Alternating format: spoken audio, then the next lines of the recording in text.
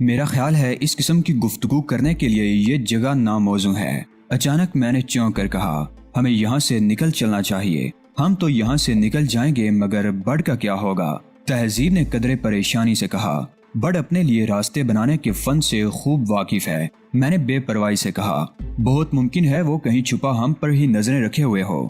تہذیب کچھ نہیں بولی اور ہم دونوں کار تک آ گئے۔ تہذیب میرے ساتھ اگلی نشست پر ہی بیٹھ گئی تھی۔ ہاں، اب یہ بتاؤ کہ مادام کلارا سے کیا گفتگو رہی؟ میں نے کار بیک کرتے ہوئے پوچھا۔ کوئی ایسی قابل ذکر بات تو نہیں ہوئی؟ تہذیب نے سوچ میں ڈوبے ہوئے لہجے میں کہا۔ راستے سے میں نے اسے جو فون کیا تھا اس میں تو میں نے اسے بولنے کا موقع ہی نہیں دیا تھا، بس اس سے اتنا کہا تھا کہ ہم نے ڈیوڈ ریان کو اغوا کر لیا ہے۔ اب ہوٹل کے فون بوتھ سے اس سے جو گفتگو ہوئی تو اس نے پہلے تو ڈیوڈ ریان کو پہچاننے سے انکار کر دیا۔ میں نے کہا کہ اگر تم اسے نہیں جانتی تو کل اس کی لاش شی گورائی کی کسی سڑک پر پڑی نظر آئے گی۔ بہرحال اسے یہ ماننا پڑا کہ وہ ڈیوڈ ریان سے واقف ہے، لیکن اس نے یہ ماننے سے انکار کر دیا کہ وہ ہمارے قبضے میں ہو سکتا ہے۔ اس کے لیے وہ یہ جاننا چاہ رہی تھی کہ ہم نے اسے کس مقام سے اغوا کیا۔ میں نے کہا کہ ہم نے اسے یہاں پہنچنے سے قبل ہی اچک لیا تھا۔ اس نے تم سے اتنی باتیں محض اس لیے کی کہ اسے تھوڑی سی مہلت درکار تھی۔ اگر تم اس سے ایک آدھ منٹ اور بات کر لیتی تو شاید رنگے ہاتھوں ہی پکڑی جاتی۔ مجھے اس کا اندازہ تھا، اس لیے میں نے فون بند کر دیا، ورنہ کلارا تو مزید باتیں کرنے کے موڈ میں تھی۔ لیکن یہ بات سمجھ میں نہیں آتی کہ تم ڈیوڈ ریان پر ہی کیوں زور دے رہے ہو؟ گوٹے ہل میں یہودی ایجنٹوں کی فہرست تمہیں فراہم کرنے کی پاداش میں وہ پہلے ہی زیر آتاب ہے۔ رینڈل نے اسے قتل کرنے کا فیصلہ کر رکھا ہے۔ اس کی اغوا سے رینڈل یا مادام کلارا کی صحت پر کیا اثر پڑے گا؟ یہ درست ہے کہ ڈیوڈ کو قتل کرنے کا اصولی فیصلہ کر لیا گیا ہے، لیکن یہ تو اندر کی بات ہے۔ ظاہری طور پر تو اس کی حیثیت ایک اہم کارندے کی ہی ہے۔ آخر وہ گوٹے ہل میں انچارج تھا۔ اس انداز میں سوچو کہ رینا سالومن اس بات سے کیسے واقف ہو سکتی ہے کہ ڈیوڈ ریان ایگلز کا مجرم ہے۔ اسے تو مادام کلارا کے آدمی کی حیثیت سے اغوا کیا گیا ہے۔ چاہو تو یوں بھی کہہ سکتی ہو کہ تم نے ان لوگوں کے منہ سے نوالا چھین لیا ہے۔ کم از کم وہ تو اسی انداز میں سوچیں گے۔ دوسری بات یہ کہ ان کی انا کا مسئلہ ہے۔ وہ یہ گوارا کر ہی نہیں سکتے کہ کوئی اس طرح ان کے مقابل آ کھڑا ہو۔ اور تیسری بات یہ کہ رینا سالومن کو ڈیوڈ کے بارے میں معلومات کہاں سے حاصل ہوئیں؟ تہذیب نے ہنس کر کہا، یہ بات بھی ہے۔ میں نے بڑی سنجیدگی سے کہا، اب انہیں یہ فکر ستا رہی ہوگی کہ ان کے اور کون کون سے راز رینا سالومن کے ہتھے چڑھ گئے ہیں۔ تم اپنی خیر مناؤ چیف۔ عقب سے بڑ کی آواز آئی اور میں چونک پڑا۔ تمہیں معلوم ہے جس جگہ سے میڈم نے فون کیا تھا اس کے سامنے ہی ایک کاؤنٹر ہے جس پر مستقل ایک شخص کی ڈیوٹی رہتی ہے۔ ان لوگوں نے اس شخص سے پوچھ گچھ کی تھی۔ اس نے میڈم کو دیکھ لیا تھا اور اس نے یہ بھی کہا تھا کہ دوبارہ دیکھنے پر وہ اس عورت کو پہچان سکتا ہے جس نے تھوڑی دیر قبل فون کیا تھا۔ پھر کیا ہوا؟ تہذیب نے چونک کر پوچھا۔ وہ لوگ اس کے ساتھ باہر تک آئے تھے، لیکن اس وقت تک تم دونوں وہاں سے ہٹ چکے تھے۔ اب ظاہر ہے وہ اس شخص کو ساتھ لے کر اتنی بڑی جگہ تو گھومنے سے رہے۔ تمہیں یہ سب باتیں کس طرح معلوم ہوئیں؟ تہذیب نے حیران ہو کر کہا۔ تمہارے پاس سے کھسک کر میں اسی طرف نکل گیا تھا۔ بڑ نے کہا، یاد رکھو بڑ کبھی اپنی ذمہ داریوں کی طرف سے غافل نہیں رہتا۔ گویا ہمارا اس وقت کا مشن ناکامی سے ہمکنار ہوتے ہوتے بچا ہے۔ تہذیب نے ایک طویل سانس لے کر کہا، ایسی تو کوئی بات نہیں ہے۔ میں نے کہا، جب ہم میدان عمل میں اترتے ہیں تو ایسی چھوٹی موٹی رکاوٹوں کا سامنا تو کرنا ہی پڑتا ہے، اور یہی چھوٹی موٹی رکاوٹیں بعض اوقات راستے مسدود کرنے کا باعث بھی بن جاتی ہیں۔ تہذیب نے جواب دیا، جو کچھ ہوا اچھا ہی ہوا۔ مادام کلارا کو خوش فہمیوں کا شکار ہونے دو۔ اس وقت انہیں معمولی سی کامیابی ضرور ہوئی ہے جس کے بل پر انہیں یقین ہوگا کہ وہ جلد ہی رینا سالومن کو بے نقاب کر دیں گے، لیکن انہیں نہیں معلوم کہ کل کیا ہونے والا ہے۔ اب وہ ٹاپتے ہی رہ جائیں گے۔ تم نے انہیں گراہم کے سر کا جو تحفہ بھجوایا ہے اس کا معلوم نہیں کیا ہوا ہوگا۔ بڑ نے کہا، ہونا کیا ہے؟ پہلے انہوں نے خوشیاں منائی ہوں گی، پھر جب انہیں معلوم ہوا ہوگا کہ کس قسم کی چوٹ ہوئی ہے تو اب اپنا ہی سر دھن رہے ہوں گے۔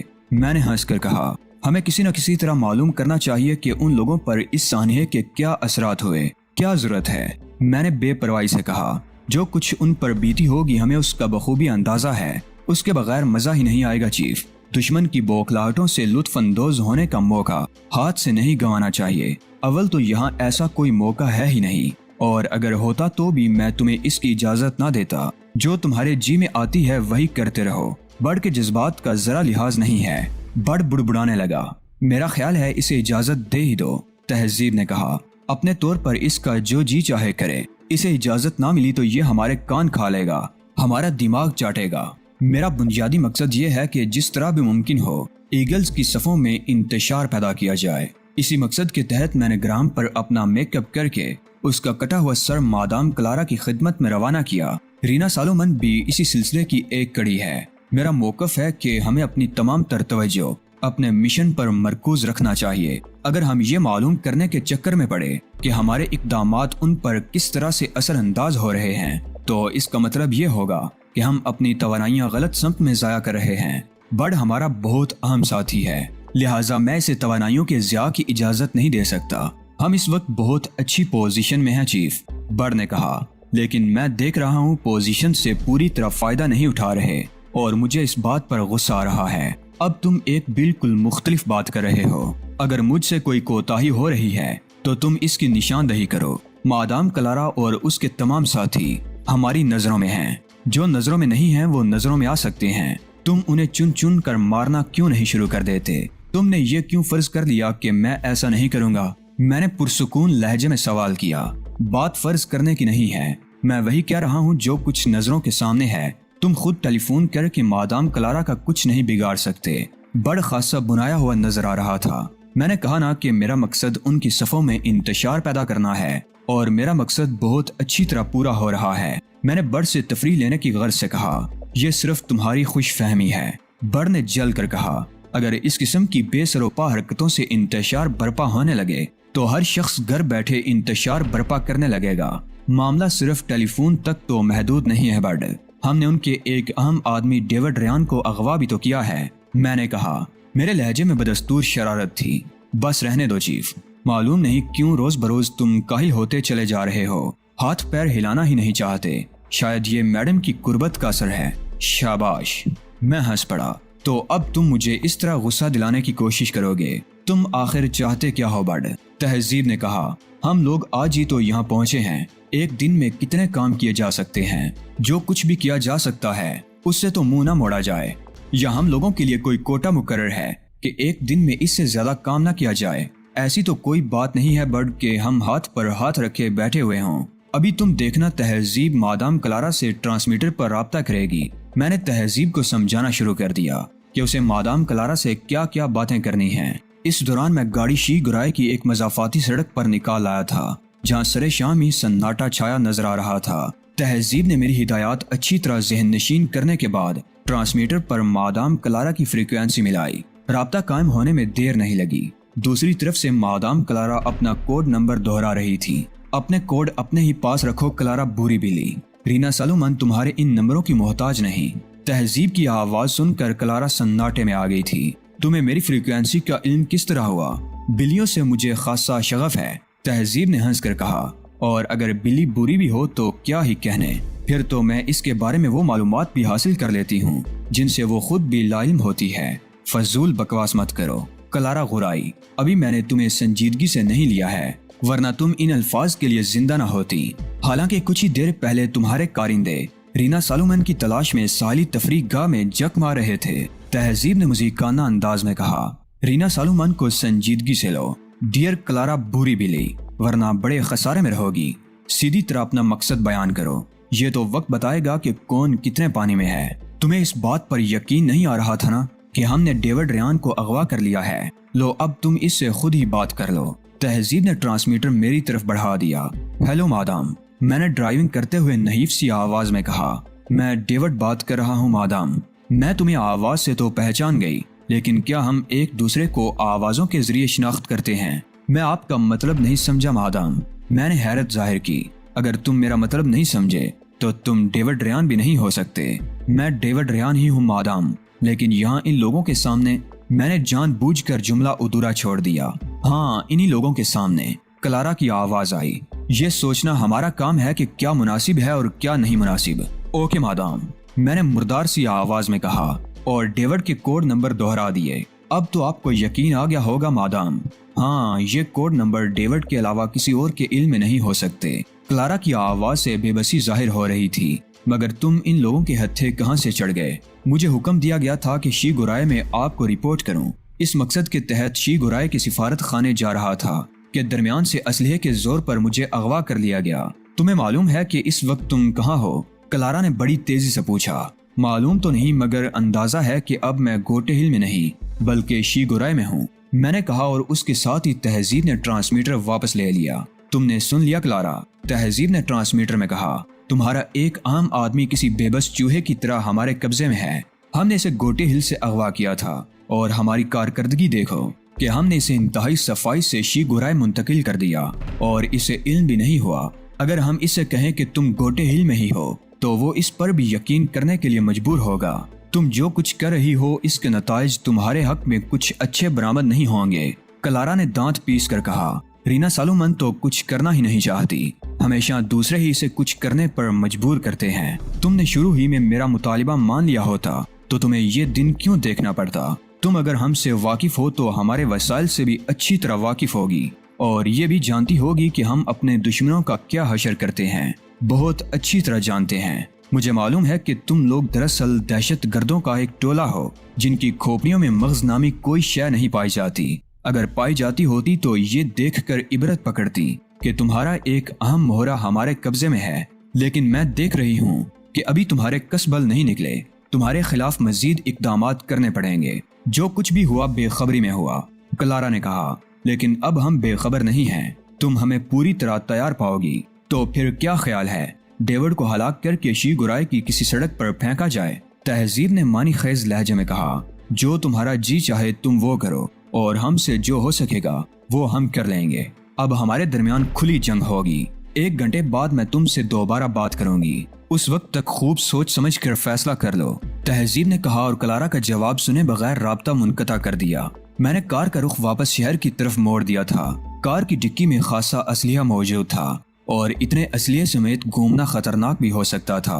کسی بھی وقت کوئی پولیس والا چیک کر لیتا تو لینے کے دینے پڑ جاتے، مگر مجھے اس کی پرواہ نہیں تھی۔ تم نے دیکھ لیا چیف، بڑ کی بات ہی درست ثابت ہوئی۔ کلارا پر کسی بات کا اثر نہیں ہوا۔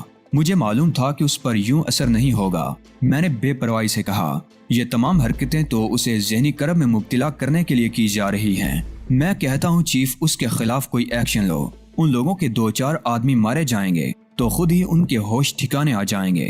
چلو ٹھیک ہے، ہم نے ان کے 2-4 آدمی مار دیے اور ان کے ہوش بھی ٹھکانے آ گئے، پھر اس سے ہمیں کیا فائدہ ہوگا؟ انہیں ہمارا مطالبہ تسلیم کرنا پڑے گا چیف، اور ہمیں مال ملے گا۔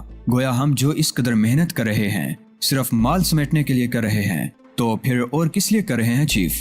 آدمی کے پاس مال نہ ہو تو اسے کوئی نہیں پوچھتا، اور بڑ کی تو عادت ہے کہ روزی ہمیشہ محنت کر کے حاصل کرتا ہے۔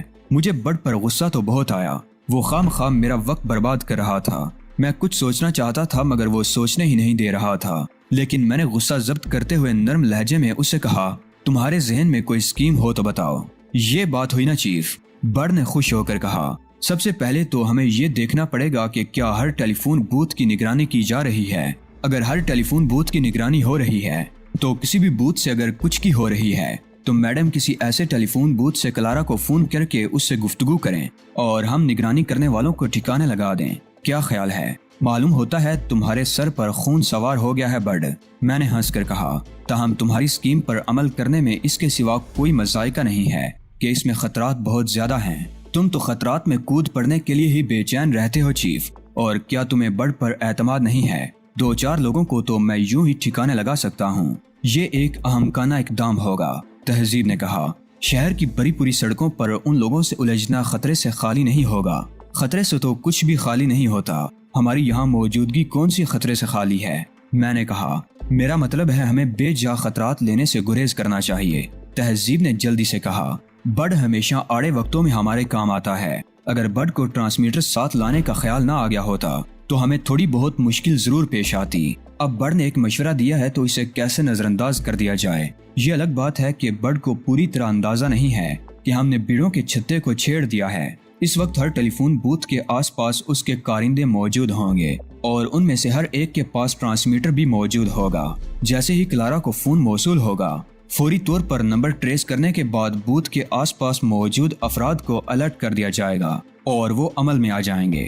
کیا ہم میں اتنی صلاحیت بھی نہیں ہے کہ ہم نگرانی کرنے والوں کو پہلے ہی شناخت کر لیں؟ بڑ نے کہا، اگر تمہارا خیال یہ ہے کہ کوئی شخص ٹیلی فون بوتھ کے عین سامنے کھڑا بوتھ کو گو رہا ہوگا تو یہ تمہاری حماقت ہے بڈ۔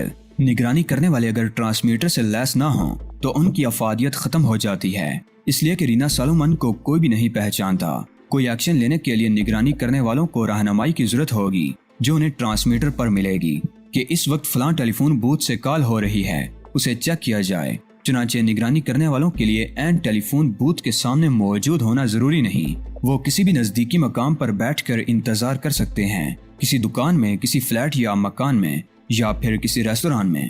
میں نے ایک ریستوران کے سامنے کار روکتے ہوئے کہا، کیا اس ریستوران میں بھی ان لوگوں میں سے کوئی موجود ہوگا؟ بڈ نے ہمکانہ انداز میں سوال کیا۔ بے وقوف آدمی، میں نے جھنجھلا کر کہا، یہاں تو ہم چائے پئیں گے، تھوڑا بہت وقت بھی گزر جائے گا۔ ریستوران میں کچھ میزیں آباد تھیں، کچھ خالی تھیں، رش زیادہ نہیں تھا۔ میں نے ایک کونے کی خالی میز منتخب کی اور ہم اس پر جا بیٹھے۔ تم کچھ غیر مطمئن سے نظر آتے ہو، تہذیب نے مجھے غور سے دیکھتے ہوئے کہا۔ مطمئن میں کب ہوتا ہوں؟ میں نے مسکرا کر کہا، یہ عدم اطمینان ہی تو ہے جو انسان کو کامیابیوں سے ہمکنار کراتا ہے۔ وہ تو ٹھیک ہے، تہذیب نے پہلو بدلا، لیکن میں یہ محسوس کر رہی ہوں کہ بڈ کی تجویز پر بادل ناخواستہ عمل کرنے کے لیے تیار ہوئے ہو۔ ایسی تو کوئی بات نہیں ہے تہذیب، ان لوگوں کو یہ احساس دلانے میں کیا حرج ہے کہ ان کے آدمی ہمارا کچھ نہیں بگاڑ سکتے۔ اگر تم نے بڈ کی تجویز دل سے قبول کی ہے تو میں کیا کر سکتی ہوں؟ تہذیب نے شانے اچکائے۔ میں ہمیشہ دل سے ہی تسلیم کرتا ہوں تہذیب، اگر دل سے کوئی بات مجھے تسلیم نہ ہو تو میں اس پر عمل کرتا ہی نہیں۔ میں اس دوران ریستوران میں بیٹھے ہوئے افراد کا جائزہ لے چکا تھا، ان میں سے ایک ہی شخص ایسا تھا جس پر ایگلز کا ایجنٹ یا مادام کلارا کا آدمی ہونے کا شبہ کیا جا سکتا تھا۔ شبے کی سب سے بڑی وجہ اس کی اوپری جیب میں رکھا ہوا پاکٹ سائز کا ٹرانسسٹر تھا۔ یہ ممکن تھا کہ وقت پڑنے پر وہ ٹرانسسٹر کسی ٹرانسمیٹر میں تبدیل ہو جاتا ہو۔ اس شخص کے سامنے میز پر شام کے کئی اخبارات نظر آ رہے تھے، جن میں سے ایک اس نے اپنے سامنے پھیلا رکھا تھا اور اسے پڑھنے میں مصروف تھا۔ صاف ظاہر تھا کہ وہ وقت گزاری کرنے کے لیے اخبارات کا سہارا لینے پر مجبور ہو گیا تھا۔ خالی بیٹھے رہنا بھی بہت مشکل کام ہے۔ یہ بھی ممکن تھا کہ میرا اندازہ غلط ہو۔ بعض لوگ اتنے خپتی ہوتے ہیں کہ جیب میں ٹرانزسٹر رکھ کر گھومتے ہیں اور ہر میسر آنے والے اخبارات کے اشتہارات تک چاٹ جاتے ہیں۔ وہ ایسا ہی کوئی خپتی بھی ہو سکتا تھا، لیکن اس کا حلیہ دیکھ کر یہی اندازہ لگایا جا سکتا تھا کہ وہ شریف آدمی تو ہرگز بھی نہیں ہے۔ بڈ اور تہذیب نے بھی وہاں موجود لوگوں پر سرسری نظریں ڈالی تھیں۔ انہوں نے معلوم نہیں کیا نتیجہ اخذ کیا۔ مجھے تو یہ بھی معلوم نہیں تھا کہ ان دونوں نے یوں ہی نظریں دوڑائی تھیں یا اس کے پیچھے کوئی خاص مقصد کار فرما تھا۔ تم نے مادام کلارا سے 7 بجے کے قریب گفتگو کی تھی، میں نے تہذیب سے کہا، اور اسے 1 گھنٹے کا وقت دیا تھا۔ اب 1 گھنٹہ گزرنے میں تقریباً 15 منٹ باقی رہ گئے ہیں۔ 15 منٹ بعد تم اس سے فون پر بات کرو گی۔ ٹھیک ہے، تہذیب نے کہا، میں اس سے فون پر ہی بات کر لوں گی، لیکن کس جگہ سے؟ اس ہوٹل سے دائیں ہاتھ کی طرف 2 دکانیں چھوڑ کر ایک کیمسٹ کی دکان ہے۔ اس دکان میں بوتھ تو نہیں ہے، لیکن پبلک ٹیلی فون موجود ہے، تم وہاں سے سکے ڈال کر فون کر سکو گی۔ اوہ، تہذیب نے مجھے غور سے دیکھا۔ اور اس دوران تم اور بڈ کیا کرو گے؟ میں تو یہی ٹھہروں گا، لیکن بڈ ابھی یہاں سے چلا جائے گا اطراف کا جائزہ لینے اور لاہے عمل طے کرنے کے لیے۔ 10 منٹ بڈ کے لیے کافی رہیں گے، کیوں بڈ؟ بالکل جی، بڈ نے خوش ہو کر کہا۔ بڈ کے لیے تو 10 سیکنڈ بھی بہت ہیں، وہ کچھ تو خون کی اجازت ملنے پر بہت خوش تھا۔ بس تو ٹھیک ہے، چائے پیتے ہی تم یہاں سے نکل جاؤ، چونکہ یہ تجویز تم نے پیش کی تھی، اس لیے اس پر عمل پیرا ہونے میں بھی تمہیں ہی پیش رہنا ہے۔ پیش تو میں رہوں گا ہی چیف، لیکن مجھے اتنا بتا دو کہ اپنے شکاروں کے ساتھ مجھے کس قسم کا سلوک کرنے کی اجازت ہوگی۔ وہ تمہارے شکار ہوں گے اور تمہیں اپنے شکاروں کے ساتھ ہر قسم کا سلوک کرنے کی مکمل آزادی ہوگی۔ چائے ختم ہوتے ہی بڈ ریستوران سے نکل گیا تھا۔ اس نے چائے ہی جانی کیفیت میں بڑی جلدی ختم کی تھی۔ بہت بے صبرا ہے۔ اس کے جانے کے بعد تہذیب ہنس کر بولی، پھر یک لخت سنجیدہ ہو گئی۔ مادام کلارا شفاق عورت معلوم ہوتی ہے، کہیں بڈ کی حرکت میں آنے سے قبل ہی وہ لوگ فائرنگ نہ کر بیٹھے۔ تم کیوں پریشان ہوتی ہو؟ میں نے مسکرا کر کہا، میں بھی تو موجود ہوں۔ مجھے تو یوں لگا تھا جیسے تم نے اچانک ہی اس معاملے سے خود کو غیر متعلق کر لیا ہے اور سب کچھ بڈ پر چھوڑ دیا ہے۔ تمہیں ایسا نہیں سوچنا چاہیے تھا تہذیب، میں نے بڑی اپنائیت سے کہا۔ جہاں معاملہ تمہارا ہو وہاں میں بلا غیر متعلق کس طرح رہ سکتا ہوں؟ تم نے خود ہی تو کہا تھا کہ صرف بڈ باہر جائے گا اور خود تم یہی موجود رہو گے۔ ہاں میں نے کہا تھا، لیکن تم نے اس کا یہ مطلب کیوں نکال دیا کہ میں تمہاری طرف سے غافل ہو جاؤں گا؟ तुम मुतमईन होकर जाओ और सिर्फ खुदा की ज़ात पर भरोसा रखो, वो बेहतर करेगा। 10 मिनट गुजरने के बाद तहजीब उठकर बाहर निकल गई। उसके बाहर निकलते ही मैंने चाय का बिल अदा किया और कुर्सी तब्दील कर ली। अब मेरा रुख उस शख्स की तरफ था जो मेरी नजरों में मशकूक करार पाया था। बज़ाहिर तहजीब को यूं खतरे में डालकर मैं बहुत बड़ा जुआ खेल रहा था, लेकिन मैं मुतमईन था। मुझे यकीन था कि बर्ड का मतलूबा शख्स इस रेस्तोरां में ही मौजूद है। मुझे ये भी यकीन हो गया था कि ट्रांसमीटर पर सिर्फ किसी खास किस्म का इशारा मौसूल होगा जो इस बात की अलामत होगा कि नजदीकी फोन बूथ पर पहुंचो। उसके बाद जो कुछ करना होगा उसकी हिदायत पहले ही जारी की जा चुकी होगी। चाय का बिल मैं अदा कर चुका था और अब मुझे अपने मंसूबे पर अमल पैरा होना था। मैंने जेब में हाथ डालकर सिगरेट का पैकेट निकाला और उसमें से एक सिगरेट निकाल कर होंठों में दबा ली। सिगरेट का पैकेट मैंने दोबारा जेब में डाल लिया था। मैंने फौरी तौर पर सिगरेट नहीं सुलगाई। मैं इस किस्म की अदाकारी कर रहा था जैसे सिगरेट होंठों में दबाकर किसी ख्याल में खो गया हूँ। दर हकीकत मैं किसी ख्याल में गुम नहीं हुआ था, बल्कि ये सोच रहा था कि मुझे हरकत में किस वक्त आना चाहिए। मैं अंदाजा लगाने की कोशिश कर रहा था कि तहजीब को यहाँ से केमिस्ट की दुकान तक पहुँचने और फिर फोन करने में कितना वक्त लगेगा। उसके बाद क्लारा को नंबर ट्रेस करने और उस शख्स को इशारा देने के लिए कितनी मोहलत दरकार होगी।